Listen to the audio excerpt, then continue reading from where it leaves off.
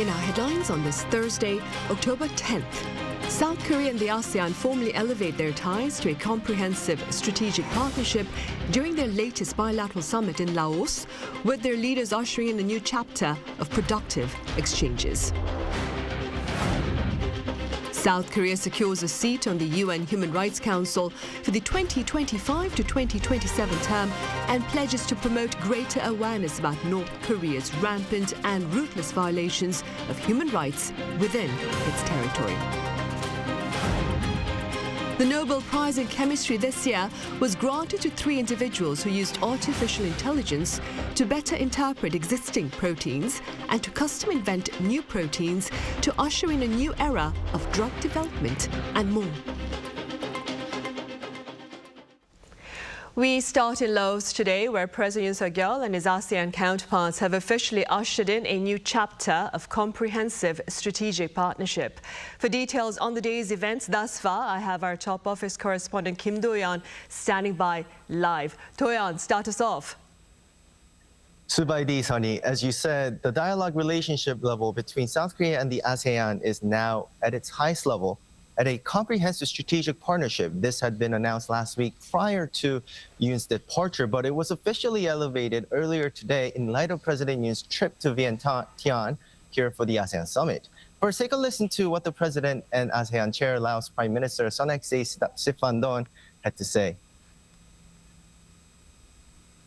이러한 최고 단계의 파트너십을 바탕으로 한국과 아세안은 새로운 미래의 역사를 함께 써 나갈 것입니다. 한국은 아세안 중시 외교를 이어가는 가운데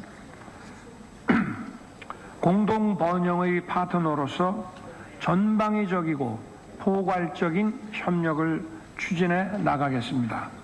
Today's ASEAN-ROK Summit provides an excellent opportunity to change the future course for cultivating the ASEAN-ROK Comprehensive Strategic Partnership, which will be officially elevated today, with the goal of enhancing connectivity and resilience for the benefit of the people of ASEAN-ROK and the world. Now, to put this milestone into context, only 5 out of 11 nations that are in dialogue relationship have won at this highest level. The 2 sides adopted a joint statement also to detail the cooperation in terms of the security aspect. South Korea and the ASEAN touched on each other's major issues, as both sides confirmed to, quote, affirm the importance of maintaining and promoting peace, stability, security, safety, and freedom of navigation in and over flight above the South China Sea in accordance with international law, while ASEAN members backed President Yoon's August 15 unification doctrine, a push for the resuming of peaceful dialogue with North Korea, with denuclearization and maintaining peace on the Korean Peninsula. The 2 sides have agreed on specific ways to enhance economic, environmental, and civilian exchanges as well. There will be a group created for South Korea to assist ASEAN members to digitalize, while another to reduce methane gas emissions. South Korea is also set to host more university students from ASEAN member nations, especially those studying science, technology, and math. Right, I see. Toon, another key meeting for President Yoon Suk Yeol is the ASEAN +3 summit. What's the latest on that front? That's right, Sunny. The ASEAN +3 summit is where ASEAN members and the leaders of South Korea, Japan, and China hold a summit. Making his address at this meeting, President Yoon referred to this year's ASEAN summit theme of enhancing connectivity and resilience to propose 3 ways to enhance connectivity between the 3 East Asian nations and ASEAN members. They were connectivity that's institutionalized, connectivity for cooperation in the future areas, and connectivity for civilians. Take a listen. 특히 올해의 아세안 정상회의 주제가 연계성과 회복력의 강화인 만큼 대한민국은 영내 자본과 물자 그리고 사람이 더 자유롭게 흐를 수 있도록 연계성을 강화해 나가고자 합니다. 연계성이 제고되면 위기 앞에서 우리의 회복력도 좋아질 것입니다. First, institutionalized connectivity pertains to reforming the Chiang Mai Initiative, which arranges currency swaps among members, while the future areas aspect pertains to efforts such as cooperation in electric vehicles. As for the engagements that are coming up, President Yoon is set to join the participating leaders at a gala dinner hosted by the Laos Prime Minister later this evening. Also, before he returns to Seoul tomorrow, he will join the East Asia Summit, where 18 leaders are set to join in for a meeting. It's notable that the U.S. Secretary of State Antony Blinken and Russia's top diplomat Sergei Lavrov will also be present at this meeting. That's all for now. Back to you, Sunny. All right, Doyon, thank you for that coverage. That was our top office correspondent Kim Doyon reporting live from Laos on President Yoon's ASEAN-related agenda. Now, staying in Laos, President Yoon Suk Yeol is partaking in a number of bilateral engagements with his ASEAN counterparts as well. Sitting down with Vietnamese Prime Minister Pham Minh Chinh on Thursday, President Yoon touched upon trade, investment and infrastructure cooperation, highlighting their bilateral intentions of securing $150 billion in bilateral trade volume by the year 2030.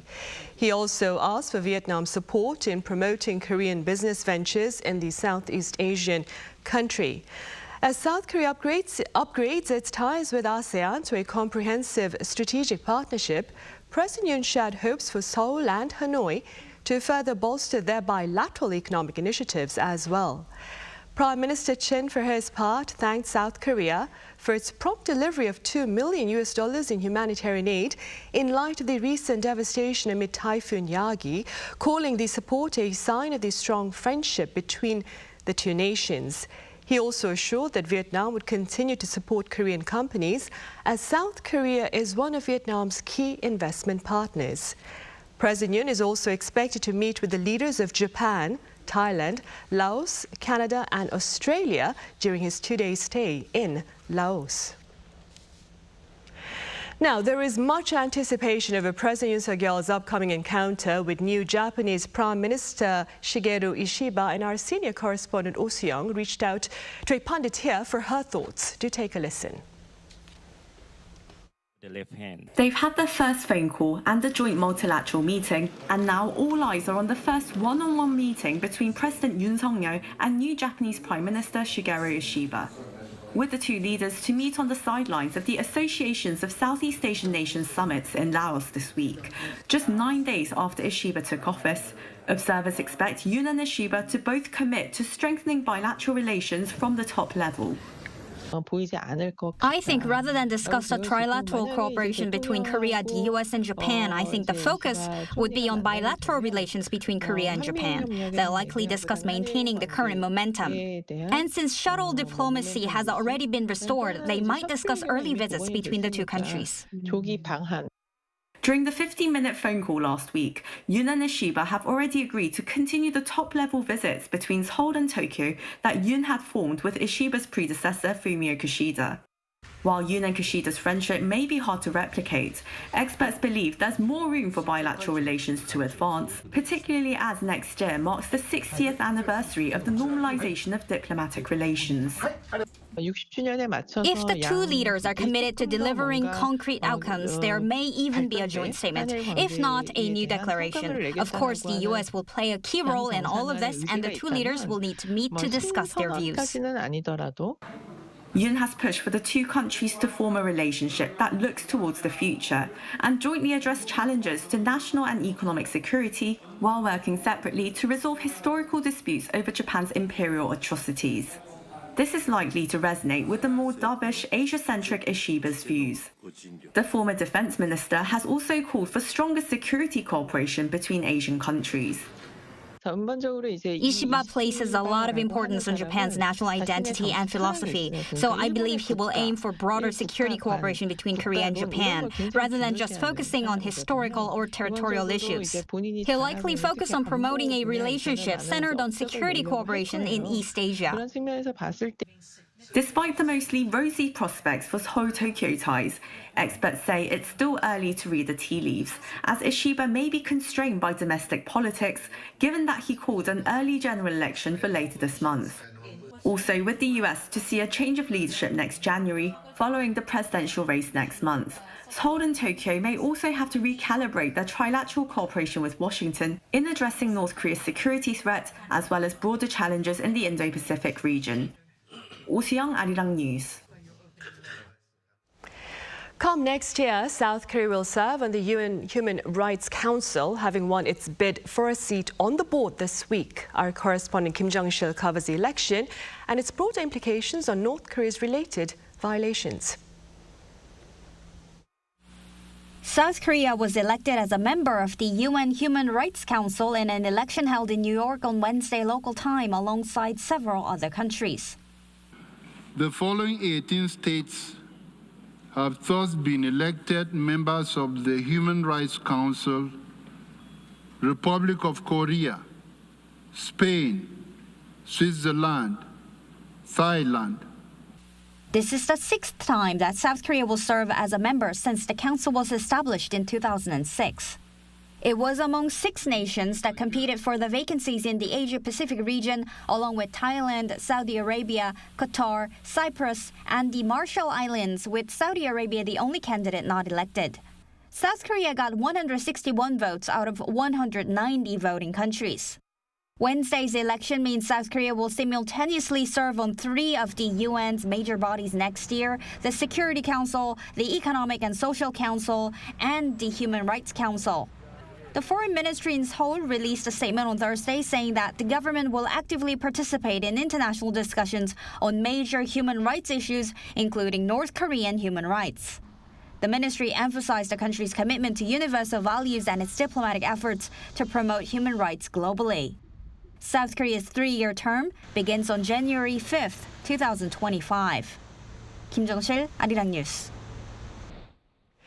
Meanwhile, North Korea is reportedly taking steps to permanently sever rail and road links with South Korea, and the Unification Ministry here has strongly denounced the move. Our Kim Bo-kyung reports.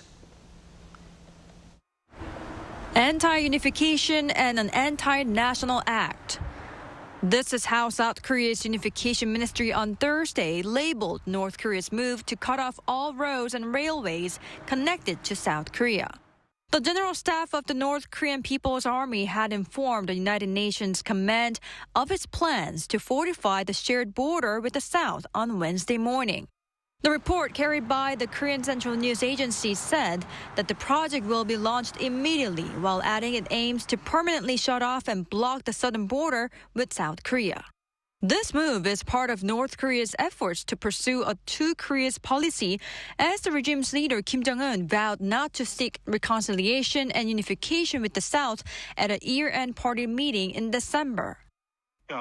Pursuing the two Koreas policy should be done in 2 parts: amending constitutions and implementations. Many thought constitutional revision would come first, followed by actions. But it appears that the sequence has been changed.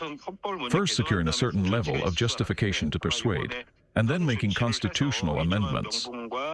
The regime convened a key parliamentary meeting, the Supreme People's Assembly, to revise the constitution on Monday and Tuesday, without unveiling whether it removed references to unification, as its leader ordered to do so earlier this year.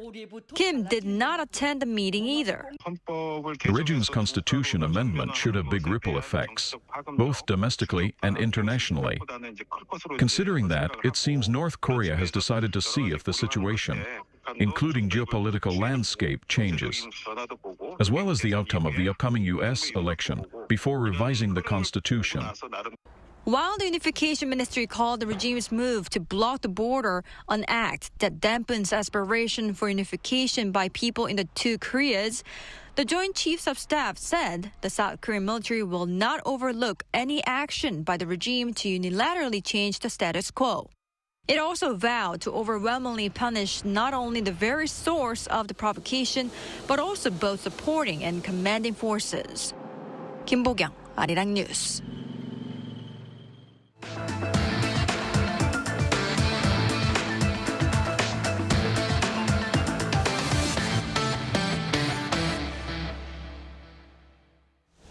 The Nobel Prize in Chemistry this year was granted to 3 individuals who used artificial intelligence to better interpret existing proteins and to custom develop new proteins.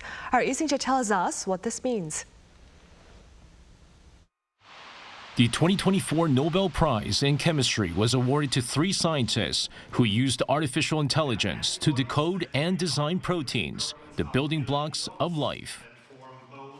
The Royal Swedish Academy of Sciences has today decided to award the 2024 Nobel Prize in Chemistry with one half to David Baker, University of Washington, USA, for computational protein design, and the other half jointly to Demis Hassabis and John Jumper, Google DeepMind, United Kingdom, for protein structure prediction. According to the chair of the Nobel Committee for Chemistry, Heiner Linke, the award recognizes research that discovered a grand challenge in chemistry and in particular in biochemistry. For decades, scientists have worked to efficiently design new proteins. Baker created a computer program called Rosetta, which analyzes information about existing proteins to build new proteins that don't exist in nature. Through this, any type of protein can be built using the technology, potentially creating treatments for diseases that are currently deemed incurable. Meanwhile, Hassabis and Jumper created an AI model that predicts the structure of 200 million proteins that researchers have identified so far, making it possible to predict the complex structure of the proteins. The scientists from Google DeepMind UK will further provide a deeper database for Baker in creating new proteins. It also marks the second time this year that scientists linked with AI technology have been able to win a Nobel Prize, as Geoffrey Hinton and John Hopfield earlier this week won the Nobel Prize in Physics for their pioneering work in creating the foundations of modern AI. Lee Seung-jae, Arirang News. Meanwhile, in the U.S., Hurricane Milton hit Florida Wednesday evening, making landfall near Siesta Key Beach. Packing winds of up to 165 kilometers per hour, the hurricane has been forecast to unleash more than 460 millimeters of rain, triggering landslides and flash floods. More than 2 million homes and businesses have lost access to electricity across Florida, and millions of people have been forced to evacuate as concerns mount over the possibility of remaining debris from Hurricane Helene becoming deadly projectiles amid Hurricane Milton's gales. Also, major airports in Florida have been shut down, with some 2,000 flights cancelled. Back on the local front, strong exports are driving the Korean economy, but sluggish domestic demand is reportedly holding back a full acceleration forward. Now, this is according to the Korea Development Institute's monthly assessment released on this Thursday. Weak construction investment has been cited as reason for the lackluster domestic demand, which has been slow for 11 months in a row since last December. Meanwhile, exports in September posted an on-year surge for the 12th straight month on the back of semiconductor shipments. A growing number of people in the Korean restaurant industry are turning to wholesale marketplaces to better deal with soaring prices of vegetables, whose supplies are being stunted, if you will, by climate change. Our correspondent Lee Soo-jin was out and about. Step inside this wholesale market and you'll be able to see prices from the past. Located in Gyeonggi-do province, this wholesale agricultural market has become a haven for restaurant owners, offering direct purchasing to save on costs. And that's why many, like Kim Tae-ho, who runs a 닭갈비 or spicy stir-fried chicken restaurant, are regulars. Sometimes I come up to 4 times a week. Lettuces that used to be 15,000 Korean won have surged up to 150,000 won because of the heat wave. He says he used to purchase vegetables from middlemen, but he now buys them directly from the stall. In September, prices of Napa cabbages were up more than 50% and radishes around 40% compared to the previous year. Prices are already super high, but what middlemen charge is higher than the wholesale price, which is why I started to come out here. While the stall owner says Kim isn't the only one who's begun to purchase directly from him since prices have gone up, he says that securing supply hasn't been easy. There are slightly more people now, and most of them are regulars. But because the weather has been terrible, supply is scarce. And knowing that his regulars rely on him, he ensures they get the vegetables they ordered at a fair price. After securing his supply, Kim heads straight to his restaurant to prepare for the dinner shift. This involves setting a table with various dishes, most of them vegetable-based, which is why he says the cost of running his restaurant is higher than ever. But because this is due to climateflation, or inflation driven by climate change, long-term solutions such as changing agricultural practices are necessary. Climate change is worsening. It has gone from global warming to extreme heat waves. There needs to be a strategic relocating of cropland and farms. He added that customers will also need to become more open to purchasing alternate vegetables if certain types become too expensive. With climate change expected to fuel extreme weather conditions in the future as well, restaurant owners and customers alike are expected to continue to come up with various ways to adjust to higher prices. 이수진, Arirang News. And in other news, the cabinet today granted the green light to a bill that seeks tougher punishment for deepfake pornography. Under the revised measure, individuals who own or watch such content can face up to 3 years in prison or a fine of 30 million Korean won. Also, those who make and distribute related content will face up to 7 years in prison, longer than the current 5 years. And the prison term for those who blackmail victims with manipulated content will be left open-ended with no fixed limit. The revised bill will go into effect once the president grants his approval. Seoul is hosting an exposition starting today that seeks to offer the public a glimpse of the capital city's future, where advanced technology offers its residents, including the elderly, more comfort and care. Our correspondent Moon Hae-ryun was there. Smart Life Week at COEX in Seoul offers an insight into the future of urban living under the slogan "Human-centric tech connects to a better life." Seoul is the first city to host the event, and 115 cities and institutions from more than 70 countries around the world are participating in the exhibition and forums running from Thursday to Saturday. The smart city that Seoul aims to become is not a cold, mechanical, high-tech city. Rather, it is a city filled with warmth and humanity, where technologies are invisible, but they connect people. The thing is that no one should be excluded from technologies. The cutting-edge technology on display at SLW aims to show how vulnerable groups can benefit from technological advancements. The aging population in South Korea means that there is a demand for technology to be easily accessible to older groups, both inside and outside the home. This hologram door lock is one such example, prioritizing easy use and enabling non-contact security following the COVID-19 pandemic. A hologram door lock is more secure than the average lock. As you touch the pads midair, there are no fingerprints or traces left behind. You can also only see the pad from the front and not from the side, so it's hard to tell what numbers I pressed. Various gadgets inside the house, such as this mirror, enable the elderly to have ready access to emergency care at their fingertips. This doll, called Sunshine, is a talking companion integrated with ChatGPT that can control home appliances as well as offering lonely seniors conversation. How are you doing today? Hi, Granny. I'm doing great. I had so much fun playing with my friends today. How about you? And leaving the tailored comfort of the house, Hyundai Motor's vision for the future sees this mobility pod providing easy transport for wheelchair users, with wheelchair stabilizers, ramps, and AI help services. All the things you need can come to you. This health checkup service on wheels has been visiting senior welfare centers in Seoul since the end of August and offers a range of different services such as eye tests.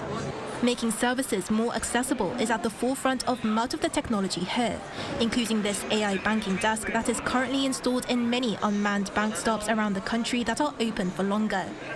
The overarching message is clear. High-tech urban living is for all walks of life, old or young, and not just one of luxury. Moon Hae-ryun, Arirang News.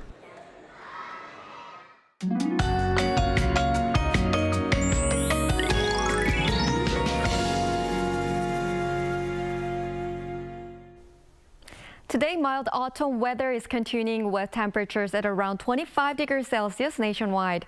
It had rained in some areas up until this afternoon. From tomorrow, it will be mostly sunny, exceeding daytime temperature averages during the day. The temperature difference between day and night will be very large, around 10 degrees. Please take care not to catch a cold. For the time being, the waves will be high on the coastlines of the Gyeongsang-do provinces and Jeju Island. As waves can cross rocks and break waters, you should pay attention to coastal safety accidents. Tomorrow, Chuncheon and Daejeon will start off at 12 degrees Celsius, Gwangju and Daegu 13 degrees. Daily highs will move up to 25 in Gwangju, Daegu, and Gyeongju, Busan 24 degrees. There will be clear skies by the weekend, so it will be good to do outdoor activities. That's all for Korea. Here are the weather conditions around the world.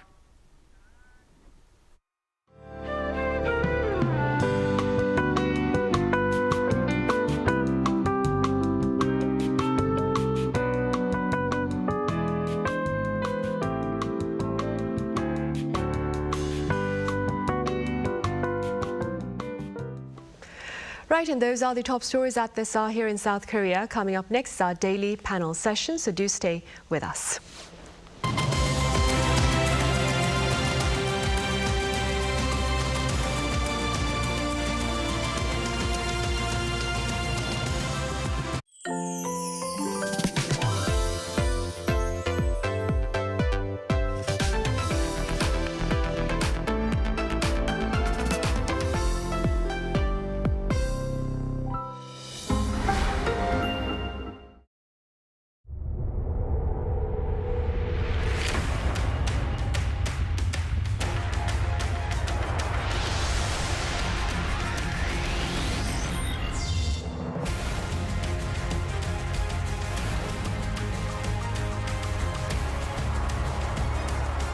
Future of high-tech manufacturing industry. This is GFE's Hadong District. We want to connect you to a future of possibilities with our own resources and specificity by connecting spaces to save time and cost. Connecting excellent infrastructure with technology to drive innovation. Opening possibilities by connecting technology with businesses. We will expand our horizons by connecting with the world. There is land that leads to a sustainable future. Daejeon Industrial Complex, a cutting-edge material parts complex, is the best strategic industrial complex in the southern coast region of Korea. Karsaman Shipbuilding Industrial Complex, a shipbuilding and marine industrial plant cluster. It is a global logistics and industrial hub with convenient transportation and high-level accessibility, making it optimal for business investment. Starting from possibilities to becoming a global business hub, from an innovative industrial city to the center of high-tech future industries. It's the beginning for the future. Linking together, making tomorrow. GFE's Hadong District.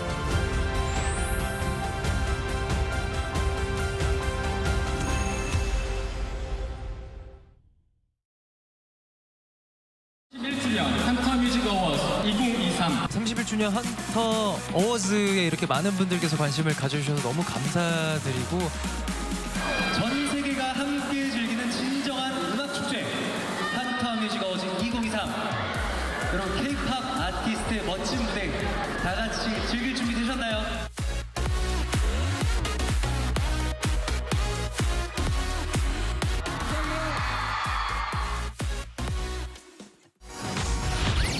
K-drama, the charm of Korea that captivates the world. Love like a K-drama.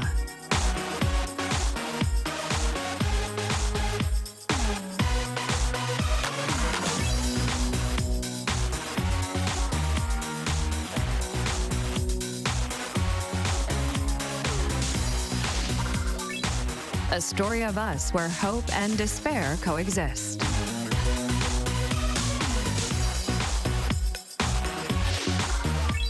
Fun and refreshingly satisfying.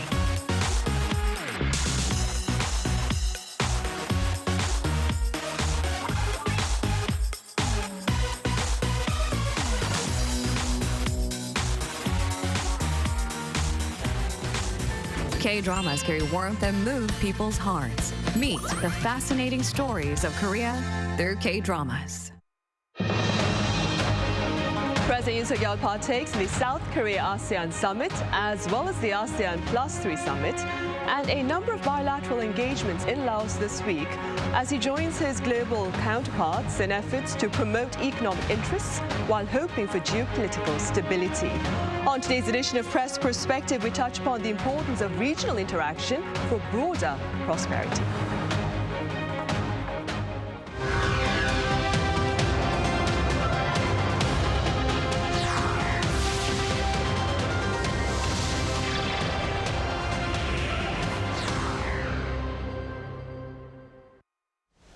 Hello and welcome to our third edition of Press Perspective this week. It's Thursday, October 10th here in South Korea, and I'm Min Sun-hee.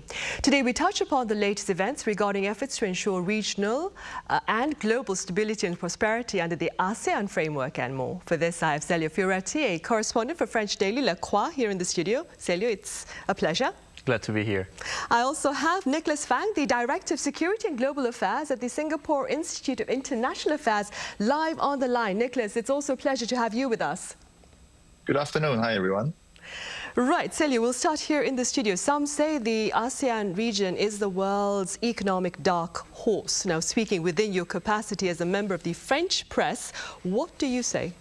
I think it's true. Southeast Asia is a region often overlooked and for its potential and overshadowed by the economic powerhouses in the region like China, Japan and South Korea. Yet in recent years it has been rapidly evolving to a promising economic hub. The GDP growth rate in the region was around 4.6 last year, and where in Korea it was 1.3. So you can see it's really booming a lot these later years. Southeast Asia has become has some major advantages compared to the industrial but slower growth-paced countries as Korea or Japan. As a young and growing population, so something we lack now in the north of Asia, with a combined population exceeding 650 million people. ASEAN demographic power stands as a formidable driver for its economic rise. The demographic dividend with a youthful population creates a favorable context for business development, economic achievements too. Now, population itself is not enough to do all the job. What they need is innovation in industry. On that, they are investing a lot on research and development, around $34 billion in 2020. Also, the reduced labor cost in the region attracts foreign investment and foreign companies. Korea, for example, has invested a lot with companies like Hyundai or LG in Vietnam and Indonesia to access strategic resources that they would need for EV batteries, for example, or semiconductors.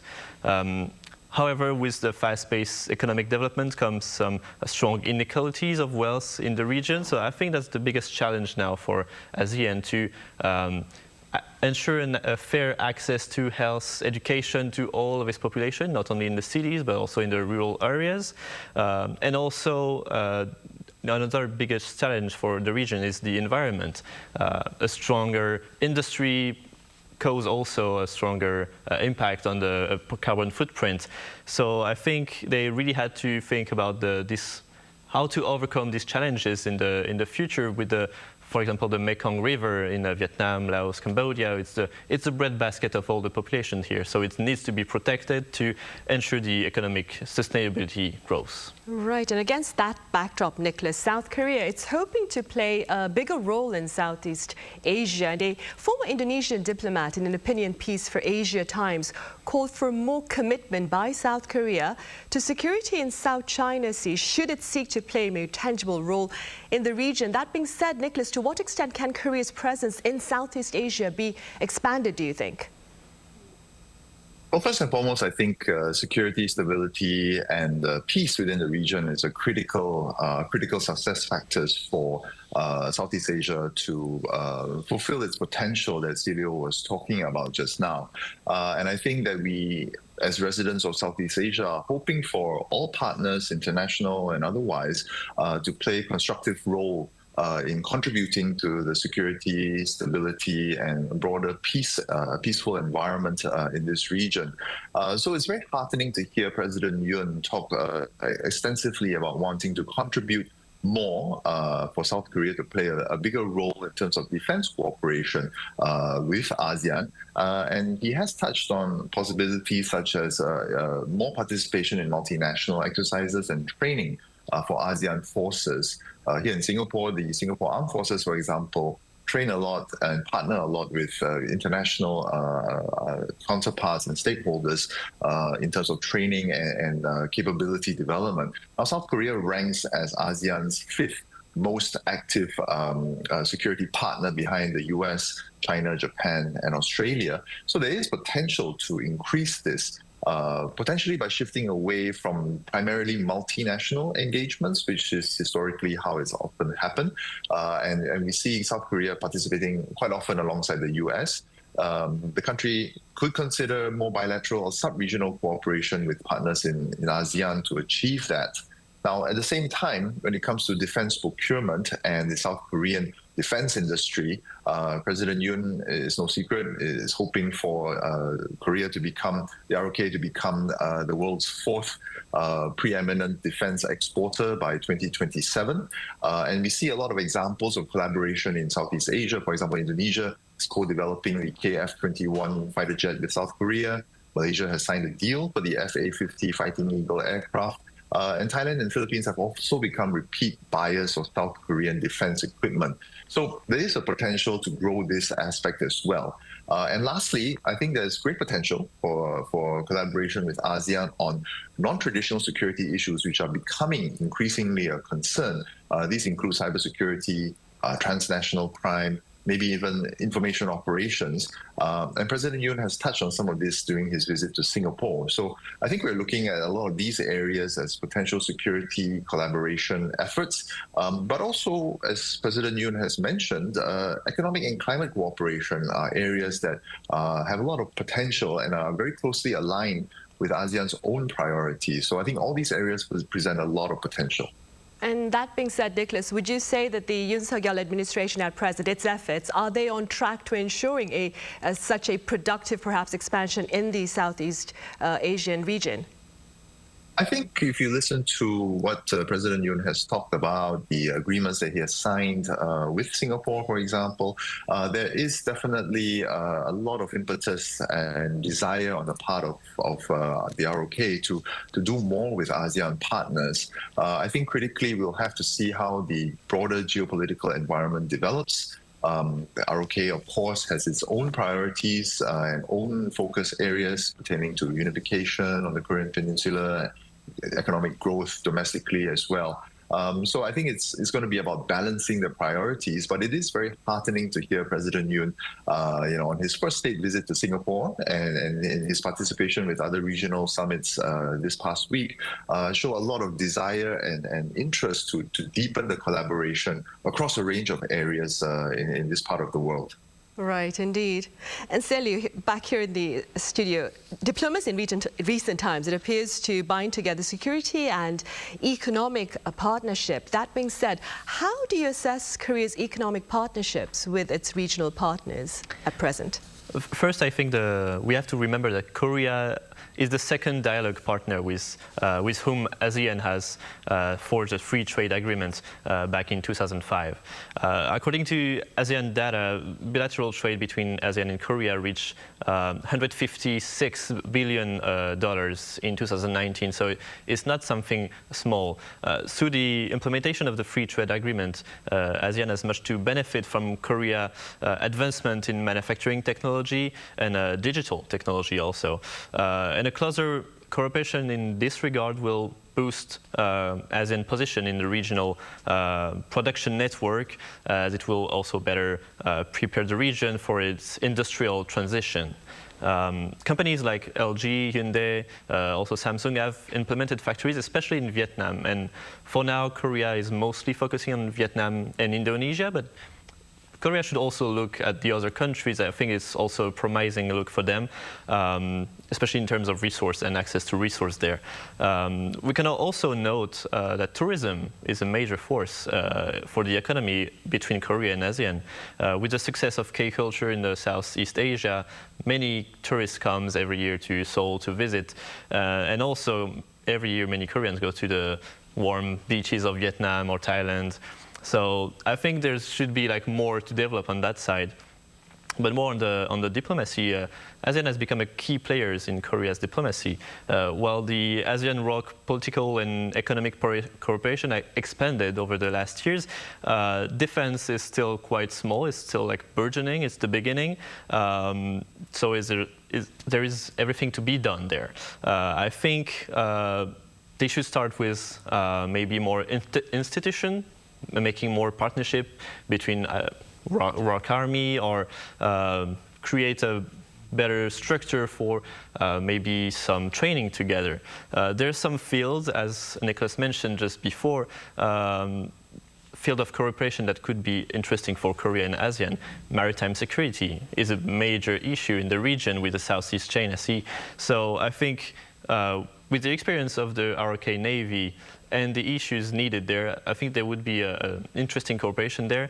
Also on the cybersecurity, South Korea prides itself to be really advanced in the field, and ASEAN countries are tech savvy and interested in that field. So I think that would be also another axis of cooperation. Finally, of course, as we mentioned before, the defense industry, and with the goal of Korea to become a major exporter in the world. The Philippines has been already a major client of Korea, with Hanwha helping to build the Philippine Navy. Vietnam would also be interested in that, I think. So yeah, on the defense industry, there's a lot of cooperation to make with ASEAN. Right. And Nicholas, the ASEAN +3 summit brings together South Korea, Japan and China as well. What look to be the gains on both the diplomatic and economic fronts for South Korea from ties with Southeast Asian nations as compared to those by its East Asian neighbors, namely China and Japan, of course?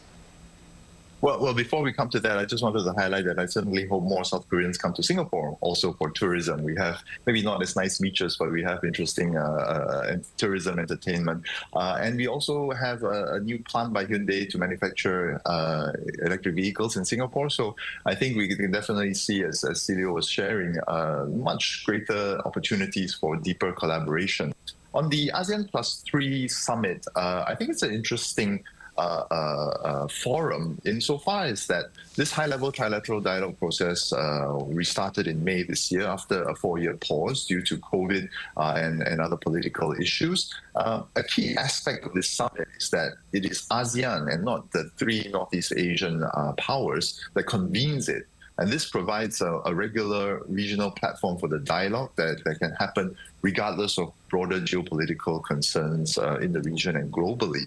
So it gives that kind of consistency and definitely a more constant avenue for engagement.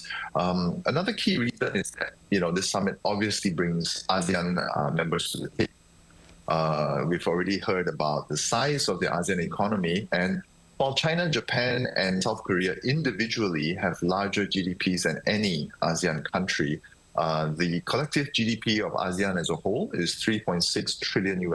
That's comparable to Japan or Germany and over twice the size of South Korean GDP. So ASEAN is a significant trading partner and market for South Korea for sure.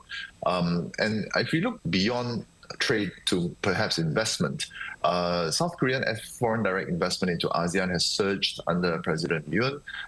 From the year he took office, the annual investment in ASEAN nearly doubled from $7 billion to $13 billion. And the cumulative investment in ASEAN is around $150 billion, and this could exceed $200 billion within the next 5 years. So again, when you talk about the opportunities and the potential from where we are today and where we could be in 5-10 years' time, the opportunities are significant. And it's heartening to see that different ROK administrations are consistently interested in looking at how to develop greater trade and investment links with Southeast Asia. And I think the region is certainly looking forward to growing these opportunities with South Korea as well. And staying with those opportunities, Nicholas, what were some of your takeaways from the deal sealed between South Korea and Singapore during President Yoon Suk Yeol's state visit earlier this week? Well, it's very exciting because as we've heard, Singapore and South Korea will be celebrating 50 years of diplomatic ties next year. Coincidentally, I will be 50 next year as well, so that has some significance for me. And both countries have agreed to enter into a strategic partnership by next year to elevate the ties to a strategic partnership. So when we look at the agreements that were signed by the two leaders during President Yoon's visit to Singapore, the supply chain partnership agreement to enhance resilience of critical sectors, I felt that was very important because this creates a crisis response network that will facilitate emergency meetings between the two countries within 5 days of detecting supply chain disruptions. If we look at the past few years, we have seen how different types of events, whether it's natural disasters or military conflicts between countries, can cause supply chain disruptions around the world. So to have this mechanism signed between the two leaders, Prime Minister Lawrence Wong in Singapore and President Yoon, of course, I think was a really major step forward. The MOU on liquefied natural gas cooperation that covers areas such as LNG swaps, joint purchases, and information sharing will be very important as we continue to talk about sustainable, clean energy sources and sustainability, even in the event of crisis and other sort of disruptions. And then the agreement to strengthen collaboration on startups and cutting-edge technology sectors, which the ROK in South Korea is a global leader on, I think has a lot of very interesting benefits for a country like Singapore. I think all of us in Singapore are quite excited to see how things develop, not just in the build-up to 2025, but in the years ahead as well. Right. And Celia, back to the ASEAN framework. Can the ASEAN, do you suppose, play a productive role in easing tensions on the Korean peninsula? Of course it can. What is interesting with ASEAN is that it is maintaining a relationship with both North and South Korea. The DPRK, North Korea's official name, has 8 embassies in ASEAN countries. This demonstrates a certain level of closeness between the regime and those countries. Some, like Cambodia or Malaysia, even share a visa-free entry for North Korean citizens. ASEAN also has trade with North Korea, although it's rather small, couple $100 million every year, but still existing. On the other hand, as we mentioned earlier, ASEAN and South Korea have deep economic ties. And so it is in the best advantage of the region to work for the peace and stability of the region. How it can do that? Well, in 2017, ex-President Moon Jae-in called with his new South policy for ASEAN to play a better role into promoting peace and stability in Asia, but especially on the Korean peninsula.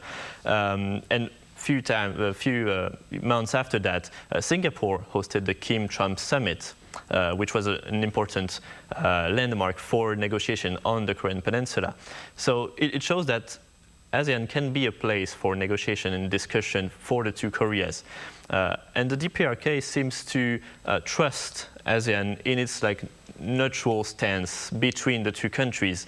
I think that is the way ASEAN can help for peace on the Korean Peninsula, becoming a neutral middleman between the two Koreas to ensure better negotiation with both China, America, but also now Russia, which is becoming a major player in the region. So also ASEAN should be careful to not be dragged onto one side or another, which can be difficult because there's economic gain maybe standing with China or with the US. But if it keeps being neutral and keeps being a way to open discussion, I think that's one way ASEAN can play a role for the peace and stability of the region. Right. And staying with the same subject matter, Nicholas, what are your thoughts with regard to the role that South Korea's ties with the ASEAN can play to promote a nuclear-free Korean peninsula? I thought it was very interesting because President Yoon gave a lecture in Singapore yesterday, which I managed to attend, and the title was I think meaningful. He was speaking about a vision for Korean unification toward a free, peaceful, and prosperous Indo-Pacific region. So he was sort of bringing together these two ideas of unification, hopefully peaceful unification with the North, and how this could actually contribute to a more free, more prosperous, peaceful, and stable Indo-Pacific region, of which, of course, ASEAN is part of. So I think if you look at alignment, ASEAN has great alignment with the South Korean view about nuclear weapons. Since the 1990s, ASEAN has had a Southeast Asian nuclear weapon-free zone treaty, where all ASEAN countries have pledged to not develop or otherwise acquire nuclear weapons. And ASEAN ministers have also regularly released statements that express concern about North Korea's missile testing and nuclear weapons program. North Korea does participate in ASEAN regional platforms. It is part of the ASEAN Regional Forum process, which is really one of the few international summits that North Korea attends. So there's some prospect of ASEAN playing a supporting role in dialogue with North Korea, or at least providing a platform or venue for engagement, as Celio said, because there is that view about ASEAN's neutrality and its ability to offer this very neutral, safe platform for engagement with the North as well. So depending on what happens in the US in November, whether we'll see Trump-Kim Part 2, maybe in Singapore, or even should the new administration come in and want to engage with the North, I think all of us in ASEAN would be quite eager to see how we could play a constructive role in that sort of scenario. Right, a role hopefully that will ease tensions here on the Korean Peninsula. All right, I'm afraid that's all the time we have. Nicholas, thank you so much for your insights. Thank you. Right, that was Nicholas Fang, the Director of Security and Global Affairs at the Singapore Institute of International Affairs, and Celio Fioretti, a correspondent for French daily Le Croix. Thank you very much for your time and thoughts. Thank you. Right, well, that is all the time we have for this edition for Press Perspective. Thank you for watching. See you same time on Friday.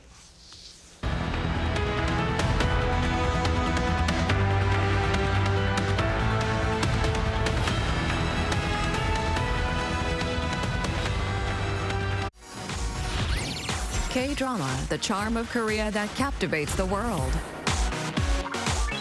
Love like a K-drama.